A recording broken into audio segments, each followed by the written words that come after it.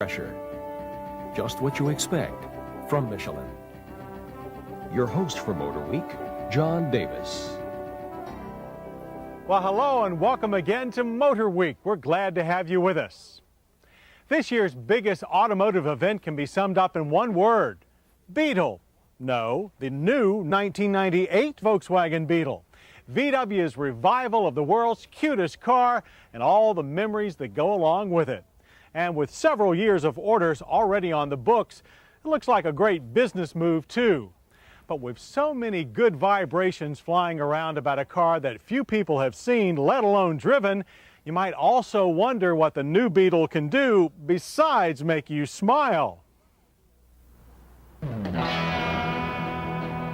And that's something that Volkswagen's 1998 new Beetle is already very good at, as this funky little car that looks like it just leapt off the funny pages of the Sunday paper generates enough smiles, waves, and general goodwill to earn it a spot in the running for a Nobel Peace Prize. Something it's been doing ever since the American public first caught a glimpse of a rejuvenated rainbow silhouette on the show car circuit back in 1994.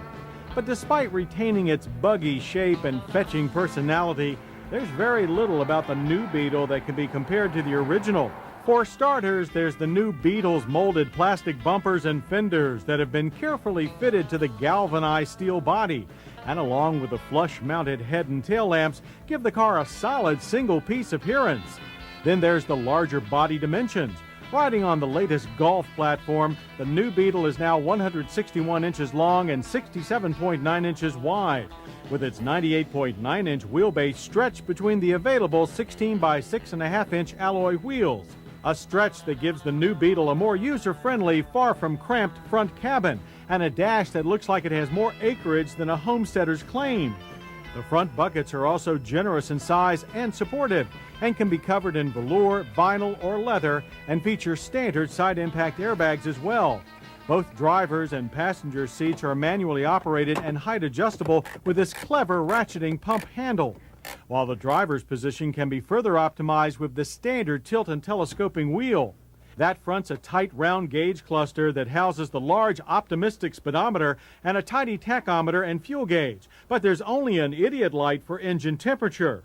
They all turn an ultra-cool ice blue when darkness falls and the lights are turned on.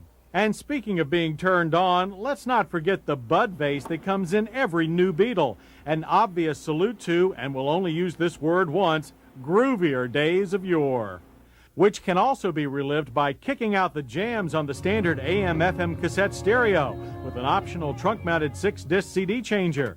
Those going for the full-blown retro head trip can install their own 8 tracks and then turn the heat off, as the smooth rotary heating and air conditioning controls offer up plenty of both, an unheard-of concept in the original Beetle Bug. And so too the cup holders and 12-volt power points, not to mention the optional one-touch electric windows. And how about front seats that spring up and forward to allow easier access to the rear bench that offers a bit more legroom but still not too much headroom? Oh well, the grab handles are still right where you remember them when it comes time to hoist yourself out of the back.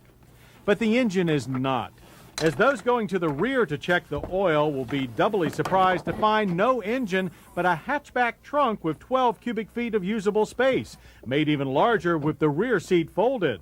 The engine is now located in the front and bears no resemblance to the old sputtering, popping air-cooled engine it replaces. The new water-cooled 2-liter inline 4-cylinder motivator pumps out 115 horsepower and 122 pound-feet of torque and delivers an estimated 29 city and 41 miles per gallon highway. A high-tech 1.9-liter turbo direct injection diesel engine is also available. Rated at 90 horsepower and 149 pound-feet of torque, it squeezes nearly 700 miles out of the new Beetle's 14.5-gallon fuel tank. A 1.8-liter turbocharged gas engine, similar to the one found in the Passat, is being readied for 1999. All 3 engines will feed through either a 5-speed manual or 4-speed adaptive automatic transmission. It was the gutsy 2-liter gas engine and 5-speed manual, however, that zipped us along to 60 in 10.7 seconds. Our drivers liked the strong bottom end and the positive feel of the shifter. But the standard four-wheel disc tended to lock the front and rear wheels sporadically under heavy braking, and our 60-to-0 braking average of 137 feet is nothing to write home about. ABS is optional and highly recommended. Handling, on the other hand, is something to write home about.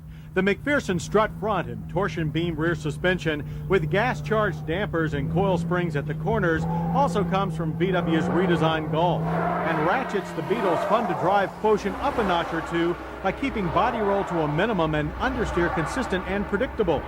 The power-assisted rack and pinion steering has an excellent on-center feel, and although a little heavy during slow-speed maneuvers, it feels just right at speed. The new Beetle is a very stable car. Just Right also describes the overall road manners of the new Beetle. It soaks up the bumps with all the poise of a larger car, yet still maintains the road-hugging agility that made the old Beetle such a kick in the pants to push through heavy traffic. This Beetle will be very easy to live with.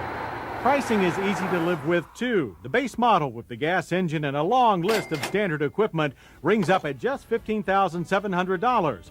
Our tester with the optional sport package topped out at $16,110. Base price on the diesel-equipped model is $16,975. But that extra cash up front should be returned quickly due to its miserly fuel economy. Bigger, better, and far more refined than the original, the 1998 Volkswagen New Beetle has all the necessary ingredients to take old hipsters comfortably down memory lane or young hipsters to school and back. The people's car is definitely back, so more power to the people. Coming up, tackling the trophy.